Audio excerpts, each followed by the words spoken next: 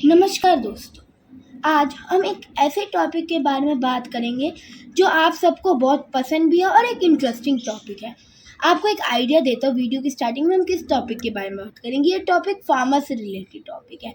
आप समझ ही गए होंगे किस टॉपिक के बारे में। ये होगा एग्रीकल्चर।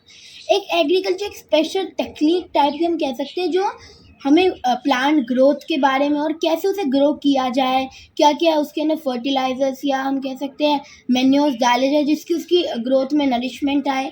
तो आइए जानते हैं आज की वीडियो में एग्रीकल्चर के बारे में।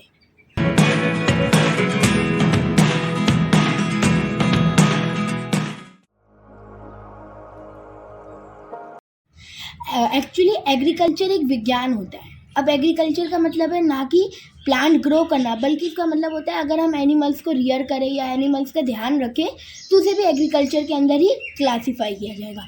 एग्रीकल्चर 10 साल पहले स्टार्ट हुआ था। अगर हम हिस्ट्री में जाए तो ह्यूमन गैदरर्स क्या था कि पहले लोग होते थे जो एक जगह से दूसरी जगह नोमैड्स कहते थे उन्हें। वो एक जगह से दूसरी जगह घूमते रहते थे खाने की तलाश में। लेकिन जैसे जैसे लोगों को पता चला कि क्या कैसे कैसे प्लांट्स उगाए जाते हैं, कैसे वो अपने पास ही एग्रीकल्चर को बढ़ा सकते हैं, तो तब शुरू हुई एग्रीकल्चर का फॉर्मेशन या एग्रीकल्चर की हिस्ट्री। अगर हम इंडिया की बात करें तो इंडिया के सबसे ज़्यादा एग्रीकल्चर एक मेन एक्टिविटी है। आपने मेरी कुछ पिछली वीडियोस में भी देखा होगा कि हमने बात की थी एग्रीकल्चर एक मेन स्तर पर या मेन लेवल पर एक्टिविटी है। जैसे साउथ अफ्रीका में माइनिंग एक इम्पॉर्टेंट एक्टिविटी थी, वैसे जो इंडिया है उसमें एग्रीकल्चर एक इम्पॉर्टेंट एक्टिविटी है। क्यों ना कोई लोग सिटी में रह रहे हो या रूरल एरियाज़ में, अभी भी बहुत वाइड स्प्रेड है एग्रीकल्चर का। एक्चुअल में टोटल पूरे वर्ल्ड में 40% लोग जो है वो एग्रीकल्चर करते हैं, और अगर हम बात करें इंडिया की तो 60% लोग जो है वो एग्रीकल्चर में ही वो करते हैं। क्योंकि एग्रीकल्चर के क्या है, ये बहुत लेस है, मतलब हमें ज़्यादा पैसा नहीं लगाना होता स्टार्टिंग में और ईजिली हम सब कुछ कर सकते हैं। अब एग्रीकल्चर की नई नई वेराइटीज़ आ गई है। लाइक पहले के समय में नहीं हो सकता। लाइक जब नोमैड थे तब फर्टिलाइजर थोड़ी ना आए थे कि जैसे अगर हमें आम खाने हैं तो अगर हम आम विंटर्स में लेके आएंगे, वो उस टाइम थोड़ी ना पॉसिबल था, वो सीज़न वाइज ही आते थे आम। लेकिन आज के समय में क्या है, फर्टिलाइजर्स, इंजेक्शंस, इनकी मदद से आज के समय में भी राइपन आम हम विंटर्स में भी खा सकते हैं या समर्स की जस्ट स्टार्टिंग में भी आने लग गए हैं। तो अब इनकी मदद से क्या हुआ, हाई हील्स बनने लगी और जो अब लेबर फोर्स था वो भी कम होने लगा। नई नई टेक्निक्स आई जैसे ट्रैक्टर्स और हार्वेस्टर का यूज़, जिससे लेबर फोर्स कम हुआ और पर लेकिन अनएम्प्लॉयमेंट बढ़ती रह रही है। इसकी वजह से अब हम इसका कोई सॉल्यूशन तो है नहीं, क्योंकि जैसे जैसे टेक्नोलॉजी ग्रोथ होती है वैसे वैसे नई डिस्कवरी होती है, लेकिन उसका एक साइड इफ़ेक्ट भी होता है जिसको ओवरकम करने के लिए हमें बहुत सी प्रैक्टिसेस करनी पड़ेगी। लेकिन इस वीडियो में हम ये बारे में नहीं जानेंगे। आप बिलीव नहीं करोगे, जो आज इंडिया पूरी एग्रीकल्चर पे डिपेंड है, एक टाइम आया था जब एग्रीकल्चर एंड होने वाला था इंडिया में और डेयरी प्रोडक्शन बहुत बढ़ गई थी। तो इसको ओवरकम करने के लिए एक रेवोल्यूशन बना था, या हम कह सकते हैं क्रॉप्स की बेटर ग्रोथ के लिए एक रेवोल्यूशन स्टार्ट हुआ था इंडिया में, जिसे हम ग्रीन रेवोल्यूशन कहते हैं। ये 1960 में स्टार्ट हुआ था। अब हम बहुत बार गलती करते हैं दो टॉपिक में, जैसे हॉर्टिकल्चर और एग्रीकल्चर कहते हैं। एग्रीकल्चर हम कह सकते हैं कि सारे फ्रूट्स की प्रोडक्शन हो, कोई स्पेसिफिक प्रोडक्शन ही हम उसकी मेन प्रोडक्शन हो सकती है डेकोरेटिव के लिए भी या डेकोरेशन के लिए भी या खाने के लिए, ट्रेड के लिए, सब हो सकती है एग्रीकल्चर। लेकिन हॉर्टिकल्चर एक स्पेसिफिक टेक्निक होती है जिसके अंदर वेजिटेबल, प्लांट्स या फ्लावर्स उगाए जाते हैं फॉर डेकोरेशन ही। वो एक स्पेसिफिक पर्पस के लिए ही उगाए जाते हैं और वो स्मॉल स्केल होता है। जैसे एग्रीकल्चर लार्ज स्केल पे भी होता है, स्मॉल स्केल पे भी, लेकिन हॉर्टिकल्चर हमेशा स्मॉल स्केल पे ही प्रैक्टिस हो पाता है।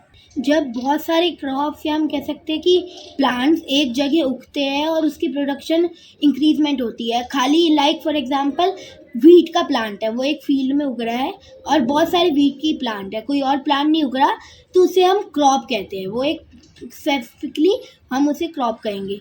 अब ये जो क्रॉप है, सबसे पहले बात की सीरियस जो थे, सबसे पहले क्रॉप थे जो उगाए गए थे, ये टॉल ग्रासेस होती हैं जो जिसको हम खाने में इस्तेमाल करते हैं।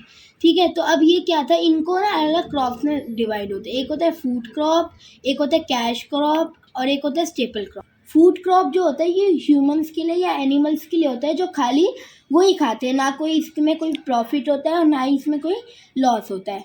अब दूसरा आता है स्टेपल क्रॉप या प्लांटेशन क्रॉप। इस क्रॉप ये स्पेसिफिक क्रॉप होता है जिसके अंदर ये एस्टेट्स या मार्केट में बिकता है, जो हम आजकल खाते हैं मार्केट से लाके, ये प्रोडक्शन प्लांटेशन क्रॉप होता है। और आखिरी आता है कैश क्रॉप। अब कैश क्रॉप के नाम से मतलब मनी, तो ये क्रॉप प्रॉफिट के लिए ही उगता है, फार्मर्स इसे अपने प्रॉफिट के लिए ही उगाते हैं, मतलब ट्रेड पर्पस के लिए।